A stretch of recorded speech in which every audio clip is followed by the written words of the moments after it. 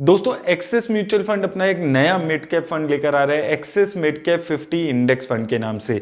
तो ये जो फंड है ये एक इंडेक्स फंड है। इंडेक्स फंड दोस्तों वो फंड्स होते हैं जो किसी एक पर्टिकुलर इंडेक्स को पकड़ते हैं, उस इंडेक्स में जितनी भी कंपनीज जिस भी प्रोपोर्शन में होती है वो अपने पोर्टफोलियो में ऐड कर लेते हैं। यानी कि वो इंडेक्स जो भी रिटर्न देता है आपका फंड भी उसी हिसाब से रिटर्न जनरेट करके देता है। और यहां पर कोई मैनेजर एक्टिवली बैठकर कोई डिसीजन नहीं लेता है।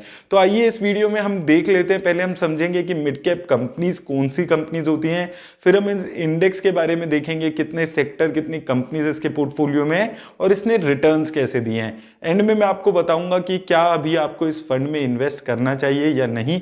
तो आइए देख लेते हैं ये वीडियो। तो दोस्तों वीडियो शुरू करने से पहले अगर अभी तक आपने अपना डीमैट अकाउंट नहीं खुलवाया है तो लिंक आपको डिस्क्रिप्शन में मिल जाएगा।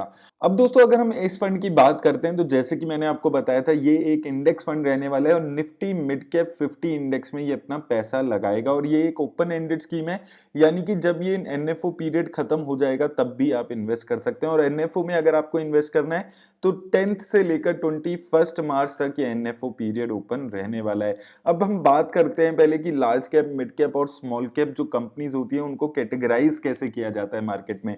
तो दोस्तों मार्केट कैपिटलाइजेशन के हिसाब से जो टॉप की 100 कंपनीज होती है, यानी कि टॉप की सबसे ज्यादा मार्केट कैपिटलाइजेशन वाली कंपनीज, उनको लार्ज कैप कंपनीज बोला जाता है।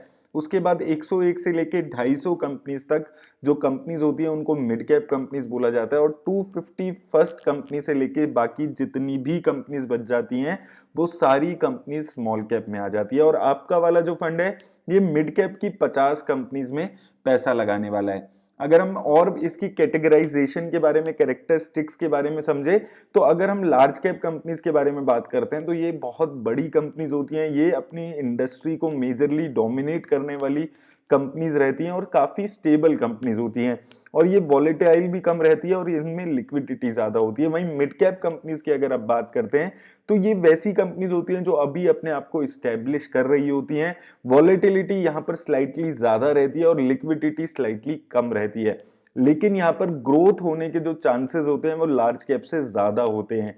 वहीं स्मॉल कैप में वही चीजें और हो जाती है कि जो ग्रोथ के चांसेस हैं वो बहुत ज्यादा होते हैं, लेकिन लॉस होने के चांसेस जो हैं वो भी बहुत ज्यादा साथ में रहते हैं। वॉलेटिलिटी सबसे ज्यादा स्मॉल कैप में होती है और लिक्विडिटी सबसे कम स्मॉल कैप में होती है। तो कैटेगराइजेशन भी उनकी वैसे ही हो जाती है कि जो लार्ज कैप कंपनीज हैं उसकी अलग एक बकेट हो जाती है और मिड कैप की एक अलग बकेट हो जाती है। अब आप यहाँ पर अगर मेन कंपनीज की बात करेंगे तो लार्ज कैप कंपनीज में बैंक्स, इंश्योरेंस, आईटी, ऑटो जैसी कंपनीज मेजरली आ जाती हैं। वहीं मिड कैप में अगर आप बात करेंगे मेजरली यहाँ पर आप देखेंगे industrials, auto, pharma, real estate की कंपनीज ज्यादा आ जाती हैं। स्मॉल कैप में बाकी सारे बहुत सारे सेक्टर्स बच जाते हैं, वो सारे स्मॉल कैप में आ जाते हैं। केमिकल, कंज्यूमर ड्यूरेबल, टेक्सटाइल जैसे कुछ एग्जाम्पल हैं जो स्मॉल कैप में आ जाते हैं। अब दोस्तों जो आपका फंड है यानी कि ये जो Axis Nifty mid cap 50 index fund है ये इन्वेस्ट करेगा निफ्टी मिड कैप 50 इंडेक्स में। तो हम समझ लेते हैं कि निफ्टी मिड कैप 50 इंडेक्स कैसा यहाँ पर चलता है और इसकी क्या फीचर्स हैं। तो अगर हम इसकी बात करते हैं तो देखिए निफ्टी में जैसे हमने बात की कि मिड कैप में टोटल 150 कंपनीज होती है, तो एक इंडेक्स है निफ्टी मिड कैप 150 इंडेक्स, इसमें से वे 50 कंपनीज निकाली जाती हैं। तो इसमें से टॉप 30 कंपनीज तो वो उठा ली जाती हैं जिनकी जो मार्केट कैपिटलाइजेशन है वो सबसे अच्छी है और वहां पर एफएनओ में ये सारी कंपनीज पार्ट होनी चाहिए। तो ये कोई 2-3 कंस्टिट्यूएंट्स देखकर इनमें 50 कंपनीज का सिलेक्शन किया जाता है। तो निफ्टी मिड कैप 50 इंडेक्स में 50 कंपनीज रहती हैं। इसकी पी रेशो की बात करते हैं 25 इस वक्त चल रहा है। प्राइस टू बुक रेशो देखेंगे 3 के आसपास चल रहा है और डिविडेंड यील्ड यहाँ पर 1.37 के आसपास है। अगर आप सेक्टर एलोकेशन की बात करेंगे तो सबसे ज्यादा एलोकेशन यहाँ पर फाइनेंशियल सेक्टर में है 22.3% के पास। उसके बाद 11.8% इंडस्ट्रियल मैन्युफैक्चरिंग में, 11.1% ऑटोमोबाइल में और 9.9% के आसपास आईटी सेक्टर में। उसके अलावा chemical, consumer goods, power sector यहाँ पर आपको देखने को मिल रहे हैं। तो यहाँ पर 50 कंपनीज रहती हैं जिसमें से मेजर एलोकेशन इन कुछ सेक्टर्स का है। कंपनीज पे यहाँ पर बात कर लें तो सबसे ज्यादा एलोकेशन टाटा पावर की है 4.89% के आसपास, उसके बाद एसआरएफ की 4.49, वोल्टास के 3.79, उसके अलावा ओयू स्मॉल फाइनेंस बैंक का एम्फेसिस, भारत इलेक्ट्रॉनिक्स जैसी कंपनीज यहाँ पर आपको देखने को मिल रही हैं। तो यहाँ पर जितनी भी कंपनीज हैं वो सारी मिड कैप की कंपनीज रहती हैं और यहाँ पर उन कंपनीज को ज्यादा उठाने की कोशिश की जाती है मिड कैप 50 में, जहां पर लिक्विडिटी अच्छी खासी देखने को मिल रही है। अब दोस्तों अगर हम इसकी रिटर्न्स पे बात करते हैं तो अगर आप यहां पर कंपेयर करेंगे निफ्टी मिड कैप 50 को निफ्टी 50 की रिटर्न से, तो सबसे पहले अगर हम ईयर ऑन ईयर रिटर्न्स देखते हैं तो आप देखेंगे कि काफी सारे सालों में यहां पर निफ्टी 50 को निफ्टी मिड कैप 50 बीट कर पाए। रिसेंट में अगर आप देखेंगे 2021-2020 में काफी अच्छी रिटर्न मिड कैप कंपनीज ने दी है, जो कि यहां पर दिख रहा है 45% की रिटर्न 2021 में दी है, 26% की रिटर्न 26 में दी है।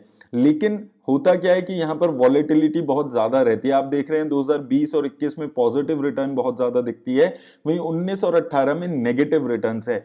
तो मिड कैप कंपनीज में इन्वेस्ट करते हो, जैसे मैंने आपको शुरू में भी बताया था, वॉलेटिलिटी थोड़ी ज्यादा यहाँ पर रहने वाली है। कभी आपको रिटर्न्स पॉजिटिव में भी मिल सकती है और कुछ साल ऐसे भी हो सकते हैं जब आपको नेगेटिव रिटर्न्स का भी सामना करना पड़े।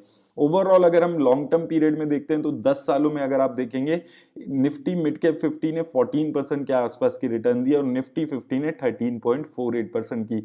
7 सालों में देखेंगे तो मिड कैप 50 ने 13.8% की रिटर्न दी है और निफ्टी 50 ने यहां पर 10.92% की रिटर्न दी है।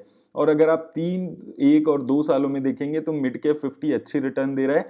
5 सालों में अगर आप देखते हैं तो slightly better return Nifty 50 index दे रहा है। तो ओवरऑल दोस्तों अगर हम देखेंगे यहां पर तो 10 सालों में और 7 सालों में निफ्टी मिड कैप 50 निफ्टी 50 को यहां पर आराम से बीट कर पा रहा है। अब इस फंड की और कुछ बेसिक डिटेल्स के बारे में क्विकली आपको बता देता हूं। तो यहां पर एग्जिट लोड की अगर आप बात करेंगे तो 0.25% का एग्जिट लोड आपको देना होगा अगर आप अपना डाला हुआ पैसा 7 दिन के अंदर निकाल लेते हैं। अगर आपको इस एनएफओ में इन्वेस्ट करना है तो आपको कम से कम 5,000 रुपए से शुरुआत करनी होगी। अब दोस्तों बात आती है कि क्या आपको इस फंड में अभी इन्वेस्ट करना चाहिए या नहीं करना चाहिए। तो यहां पर मैं आपको यही बोलूंगा कि अगर आप मिड कैप कंपनीज में इन्वेस्ट करना भी चाहते हैं तो rather than going for a index fund, better option ये रहती है कि आप एक्टिव फंड में इन्वेस्ट करें, जो कि एक बेटर ऑप्शन मुझे लगती है। मेरी तरफ से दोस्तों आज बस इतना ही। उम्मीद करता हूं इस वीडियो से आपको हेल्प हुई होगी। वीडियो अच्छी लगी हो तो इसे लाइक और शेयर जरूर कर दें। धन्यवाद।